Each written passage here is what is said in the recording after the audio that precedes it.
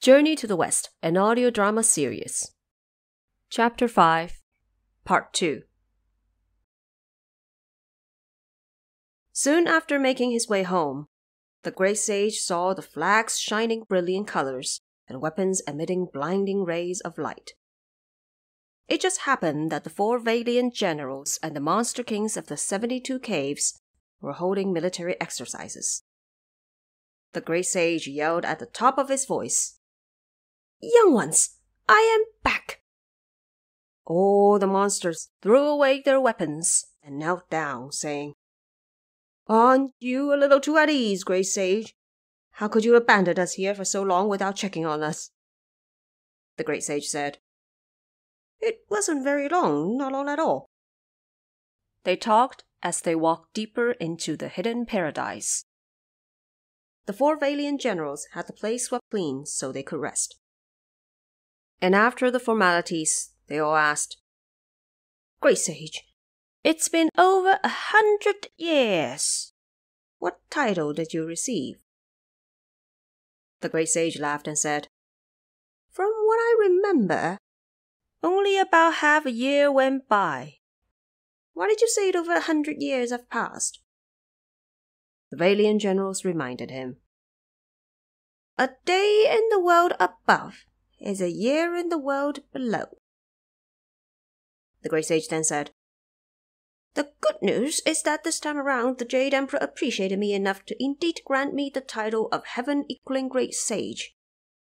A heaven-equaling residence was built, and 2 offices by the names of Tranquility and Calmness were set up. Each office is staffed with immortal clerks and guards.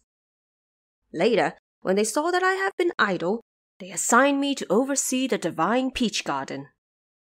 Recently, because the Lady Queen Mother hosted this grand feast of divine peaches, but failed to invite me, I didn't wait for any invitation and arrived at the Jade Pool before anyone else. I finished up all their immortal delicacies and wine before stumbling out of the Jade Pool, and mistakenly arrived at the Palace of the Elder. I then also ate all the golden magic pellets from his 5-bottle gourds. I fear that the Jade Emperor would blame me for this, so I came out of the Heavenly Gate just now." The monsters were delighted to hear this and immediately arranged a banquet of liquor and fruits to welcome him back. They served the great sage with a stone bowl full of coconut wine. He tasted once and instantly gritted his teeth, complaining, "Unpalatable, absolutely unpalatable." The 2 generals Beng and Ba said, "The great sage has tasted immortal wine and divine food in the heavenly palace. No wonder you don't find coconut wine tasty. But as the saying goes, whether or not so sweet, it's still a drink from the old country." The great sage said, "And I shall say that, whether or not so close, you're still my hometown folks. When I was enjoying the food in the Jade Pool, I saw a lot of bottles and jars laying in the corridors.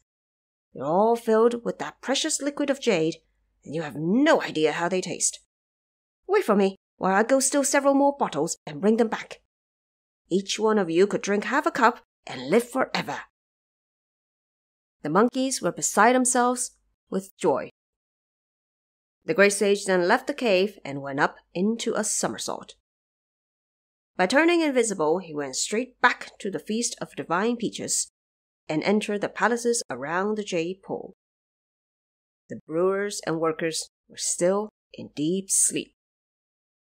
He then tucked 2 of the bigger containers under his arms and took another 2 in his hands before turning his cloud around. He met the monkeys back inside the cave and hosted a feast of divine liquor. Everyone managed to enjoy a couple of drinks, and we shall leave them in their happiness for the moment. Back to the immortal maidens of the 7 gowns. Since they became victims of the great sage's magic of immobilization, it took them a full day for the trick to wear off. They took their baskets and reported back to the Queen Mother. "The heaven-equaling great sage used a magic trick to trap us. hence the late return. The Queen Mother asked, "How many peaches did you collect?" The immortal maidens answered, "Only 2 baskets of small peaches, and 3 baskets of medium peaches. As for the large ones, not even half a peach was left. The great sage must have eaten them all." Just as we were looking for him, the great sage unexpectedly appeared. He became violent and interrogated us about who was invited to the banquet. We told him the rules of the previous feast, and he turned us immobile before leaving for who knows where. We only just now broke away from the magic. The Queen Mother heard this, went to the Jade Emperor right away, informing him of all that had taken place. Before she was done, the brewers, along with other immortal clerks, came to report. "Some unknown person has vandalized the grand feast of divine peaches. Divine liquor was drunk dry, and all the precious delicacies were stolen." Then, in addition, the 4 great heavenly scholars arrived and reported, "The supreme and venerable patriarch of the Way is here." That would be the supreme and venerable elder, Lao Tzu himself. The Jade Emperor and the Queen Mother then went out to greet him. Having finished formalities, the elder said, "In the palace of this elderly Taoist, I have made some 九转金丹, golden pellets of 9 turns, to be served to your majesty for the grand feast of the true heart. You could have known that some thief would steal it. I have come specially to inform your majesty of the matter." The Jade Emperor was thoroughly stunned. Before long, the immortal clerks of the heaven-equaling residence also arrived and kowtowed, saying, "Great Sage Sun abandoned his responsibilities and has yet returned since he left yesterday. We have no idea where he went." The Jade Emperor then fell into deeper suspicion. Just then, the great barefoot immortal also arrived in person to report. "By the kind invitation of the Queen Mother, your subject has arrived yesterday to attend the banquet. By chance, I bumped into the heaven-equaling great sage, who relayed an imperial edict from your majesty to me. He said that he was assigned to invite people like myself to first go to the Hall of Omnipresent Brightness for ceremonial rehearsal before attending the banquet. I followed his words and turned around to head to the Hall of Omnipresent Brightness. However, I could not find your majesty's dragon carriages and phoenix chariots. So I hurried here to wait on you." The Jade Emperor was shocked and said, "This brute has falsified an imperial edict and fooled my revered ministers. Send the divine officer of order to search for his whereabouts." The divine officer received the imperial commands and left the palace to conduct his investigation. After he had learned everything, he returned to report. "The culprit for all this havoc in the heavenly palace is indeed the heaven-equaling great sage." He then detailed what had taken place. The Jade Emperor was outraged. He immediately ordered the 4 great heavenly kings to partner with Heavenly King Li and Prince哪吒. Together, they called on 28星宿, the 28 constellations, 九曜星官, officers of the 9 celestial luminaries, 五方揭谛, guardians of the 5 quarters, 四职公曹, the 4 chroniclers of time, and other deities to head an army of 100,000 heavenly soldiers. They put up 18 sets of cosmic nets to surround the mountain of flower and fruit, vowing to bring the culprit to justice. The deities soon gathered their troops and left the heavenly palace. And as they left, sandy hurricanes covered the skies, purple fog rolled across the land. Because a lone fiendish monkey offended the emperor from above, all the sages have descended to the world below. Kings from heaven, guardians of stars, each one more powerful than the next. Superbly strong and in high spirits, they have prepared endless traps for one natural-born Monkey King. Heavenly King Li gave the order and had the heavenly soldiers set up camp to surround the mountain of flower and fruit till it was watertight. Covering from land to sky were the 18 sets of cosmic nets. First to sound the challenge were the 9 vicious celestial luminaries. They soon brought their troops to the entrance of the cave. Outside, monkeys big and small were hopping and playing around in groups. The celestial officers shouted loudly, "Little imps, where is that great sage of yours? We are celestial deities from the world above, sent here to subdue this rebel of a great sage. Tell him to surrender this instant. Should he utter have a no, all of you will be eliminated together." The little fiends hurried inside to report, "Great sage! Disaster! Absolute disaster! There are 9 fearsome gods outside, saying they are celestial deities sent here from the world above to subdue you, great sage." The great sage was just distributing divine liquor with the monster kings of the 72 caves and the 4 valiant generals. When he heard the report, he barely raised his brows. "As the saying goes, today we have wine, so today we celebrate. To hell with what's happening outside the gate." He was hardly finished when another group of imps jumped in to say, "Those 9 vicious gods are spouting foul language and asking for a battle outside our gate." The great sage chuckled. "Pay no attention to them.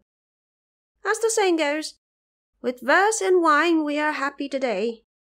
Who cares when fame will come our way?" Again, he barely finished talking when yet another group of imps came in to report.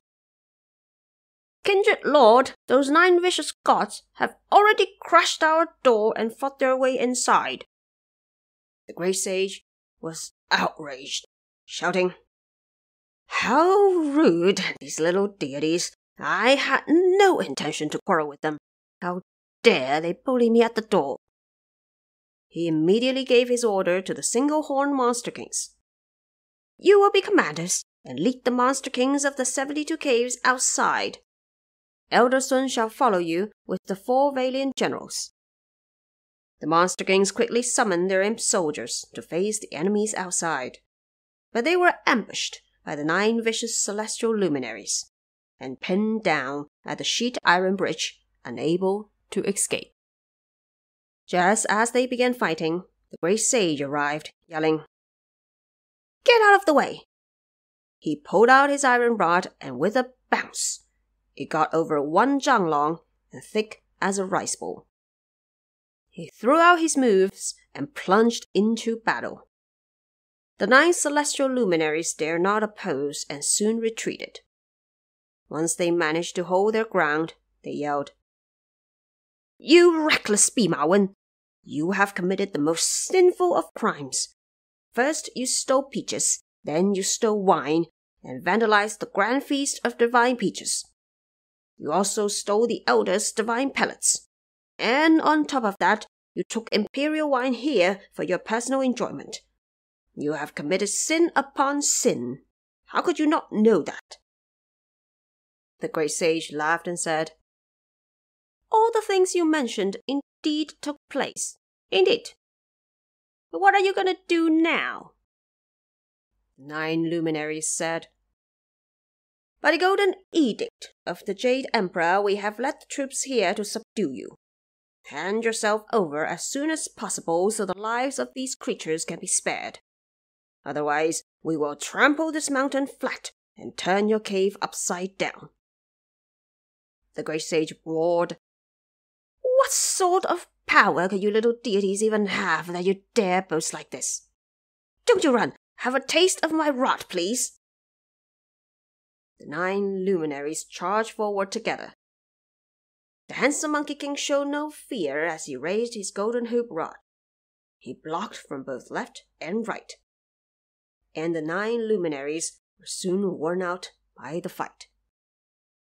Dragging their weapons behind, they escaped in defeat and hurried back to the central camp. Reporting to the pagoda-bearing Heavenly King, they said, "That Monkey King was indeed fierce. We were no match and returned in defeat."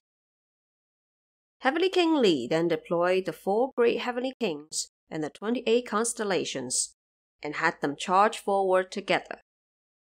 The great sage again showed absolutely no fear.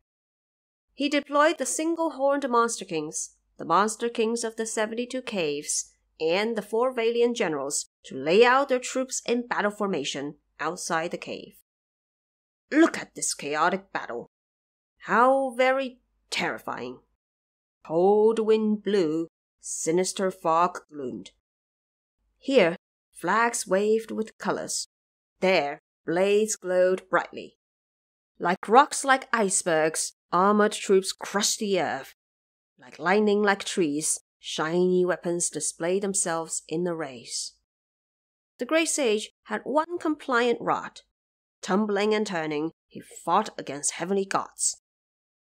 No bird dared fly across the sky, while tigers and wolves fled into the mountains.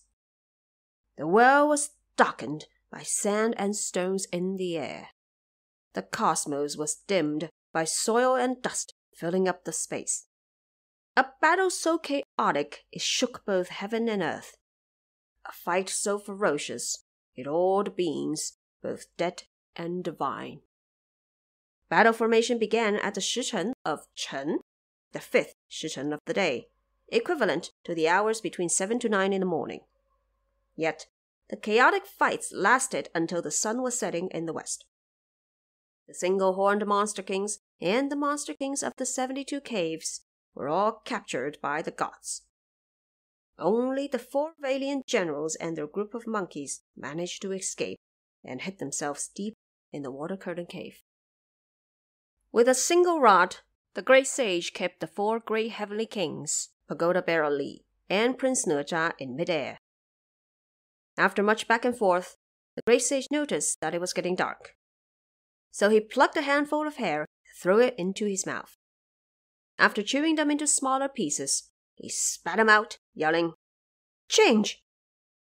The hairs transformed into hundreds and thousands of great sages, each equipped with a golden hoop rod.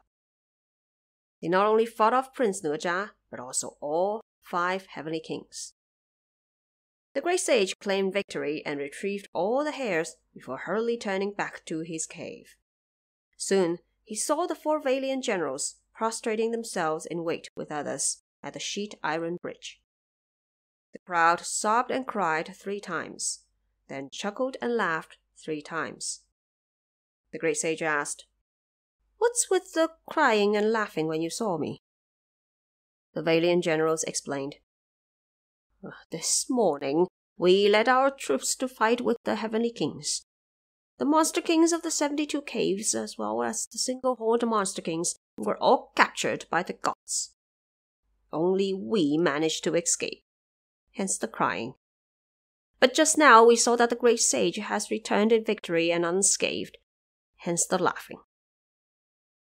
The great sage said, "Win or lose, 'tis a normal part of the warrior's life. As the ancient saying goes, killing 10,000 means losing 3,000 of your own. Plus, all the chiefs captured are of other species. None of our own has been hurt. Why bother yourselves at all? They were fought off by my body-dividing trick, but their camps are still located at the foot of our mountain. We shall defend the place with vigilance. Have a full meal and a good night's sleep to recover yourselves. When it's morning, watch me perform a grand trick and capture all these gods as vengeance for our allies." The 4 generals and all the monkeys shared several bowls of coconut wine and went to sleep in peace. We shall leave them for now. As for the 4 great heavenly kings, they withdrew their troops and called off battle. When it came time for the soldiers to report their accomplishments, They saw that some had captured tigers and leopards, some caught lions and elephants, and some caught smaller animals like wolves and foxes. But not one took hold of a single wicked monkey. At this time, they remained encamped and awarded those with merits. Soldiers of the cosmic nets were ordered to hold their bells at alert and learn the correct commands to keep the mountain of flower and fruit encircled. All for the big battle tomorrow. Upon receiving their orders, they arrived at their posts and guarded with caution. Truly, creating chaos, the fiendish monkey shocked heaven and earth. The nets have been set. He is watched day and night. We do not know how things will end in the morning. Please wait until the next chapter.